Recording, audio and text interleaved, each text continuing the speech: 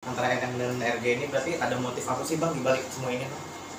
Ya, ini kan sebelum pernah saya juga menyampaikan ya pandangan pribadi saya perihal perkara hukum mengenai skincare ini, apalagi sekarang menjerat NM kan gitu, ditetapkan sebagai tersangka atas pasal dugaan pemerasan dan juga TPPU loh.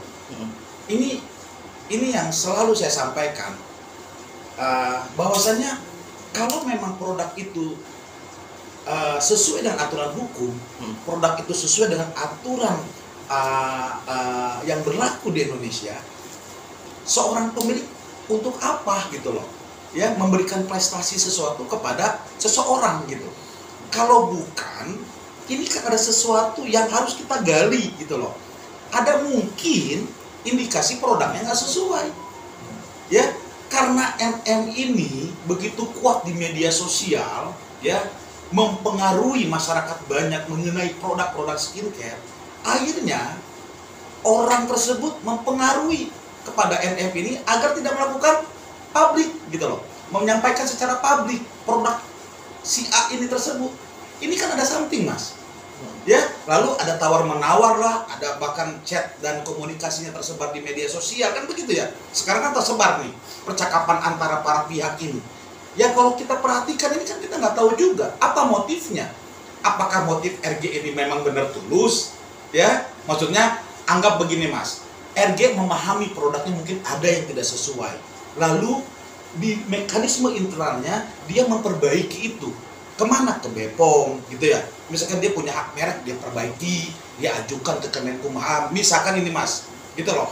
Tetapi karena sudah terlalu booming gitu kan, ini prosesnya masih panjang juga. Ini gimana cara kita tutup? Bisa saja kan indikasi tersebut. Ini logika loh. Nggak perlu kita harus terlalu dalam dan ahli di bidang apapun. Ini logika kita aja. Kalau nggak ada sesuatu mas, nggak mungkin meminta untuk menutup bicara. Saya bicara kemana-mana, lalu ada orang yang terganggu, saya tutup. Kamu diam, jangan bicara lagi. Ini saya kasih uang. Pertanyaan saya meres nggak? Orang itu merasa terganggu dengan hak suara saya. Paham ya? Lalu dia merasa terganggu atas apa yang saya sampaikan di publik media. Lalu dia bagaimana caranya untuk supaya saya diam. Lalu ditawarkanlah saya iming-iming sesuatu. Kan begitu.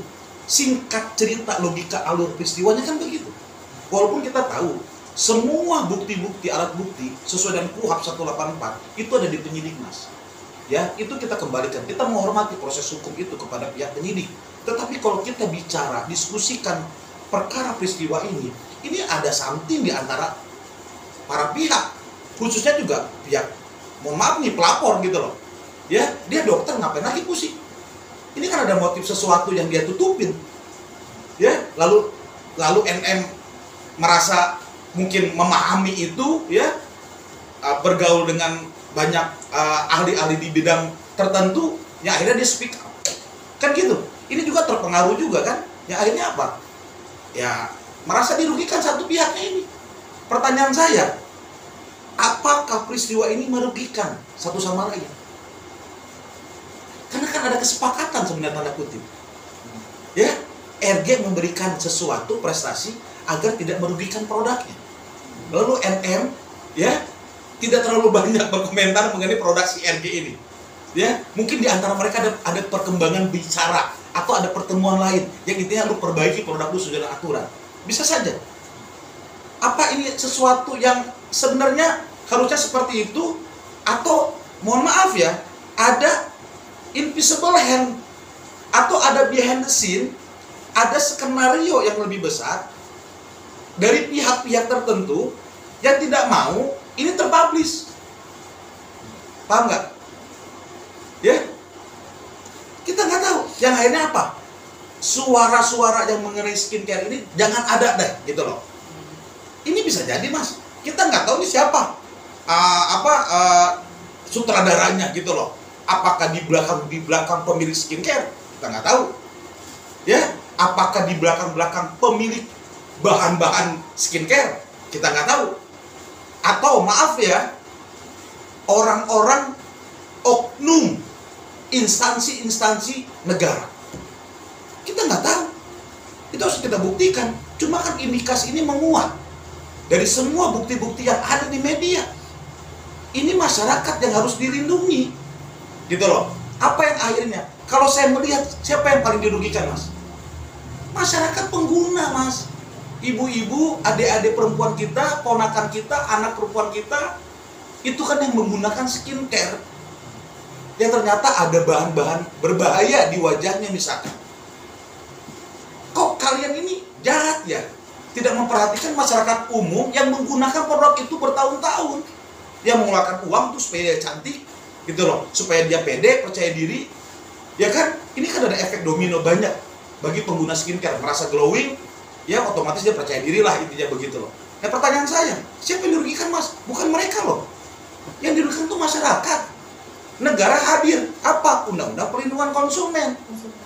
Makanya dari di wawancara media sebelumnya saya sampaikan, mohon masyarakat yang merasa dirugikan segera pengaduan ke BPOM, gitu loh, atas produk-produk skincare yang dianggap terindikasi tidak janjinya sesuai. Ini kan bisa menjerat semua pemilik skincare loh, Mas. Ada kan di berita di Makassar kan, kalau tidak salah, betul nggak? Ya, di Sulawesi Selatan ya, ada beberapa pemilik ya, yang akhirnya dia terjerat pidana. Kenapa? Terindikasi bahannya dilarang. Kenapa sekarang masyarakat pengguna skincare ini, yang banyak ini di Indonesia mungkin jutaan, ya, itu tidak melaporkan kalau memang terindikasi melanggar. Kan gitu. Ini kan ada mekanisme juga, Mas. Gitu loh, termasuk BPOM, dalam hal ini Badan Pengawasan Obat dan Makanan. Seharusnya dia lebih menguasai produk-produk yang memang diedarkan untuk masyarakat umum seperti itu. Bang, kalau misalkan NM waktu itu nggak menerima uangnya, itu bakal seperti apa, Bang?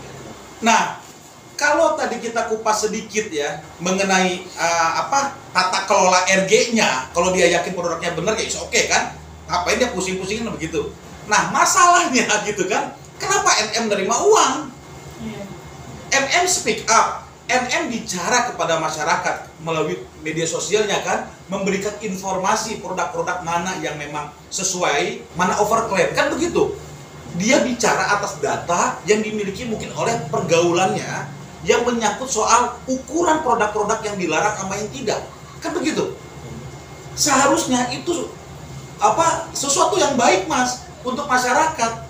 Tetapi salahnya kalau dalam pandangan saya, MM menerima uang dari pemilik skincare. Ini nggak bisa kita pungkiri, Mas, ini fakta. Karena memang percakapannya itu kalau nggak salah 2 kali ya, dia menerima, dan itu uangnya besar, Mas, 4 miliar. Seharusnya kalau memang MM itu tidak nerima, itu lebih hebat lagi dia. Ya, dia akan lebih baik dalam bagaimana menjaga kepercayaan publik terkait produk skincare yang memang indikasinya melanggar hukum gitu loh. Ini yang harus kita uji. Makanya, Mas, saya tidak meragukan akhirnya RG melakukan pelaporan sangkaan pasalnya ditambah dengan TPPU agar uang 4M yang dia keluarkan tadi bisa ditarik kembali. Kan begitu. Hanya ini caranya. Makanya ini dahsyat bagi saya. Ada sesuatu grand design yang dibuat supaya tetap balik gitu loh. Siapa itu? Ya, mungkin saya pikir masyarakat memahami lah. Ya, siapa-siapa yang mungkin ya terindikasi bermain dalam peristiwa hukum seperti ini.